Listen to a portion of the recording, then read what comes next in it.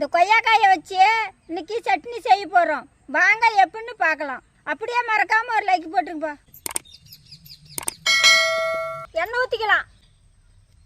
கடலைப்பருப்பு, உளுத்தம் பருப்பு, சின்ன வெங்காயம், பூண்டு, வரமிளகாய், கருவேப்பிலை, சீரகம், நறுக்குன கொய்யாக்காய், புளி வேர்ச்சாலும் போட்டுக்கலாம். கல் உப்பு நல்லா வணங்கிட்டு இனிமேல் போய் சட்னி ஆட்டிக்கலாம்.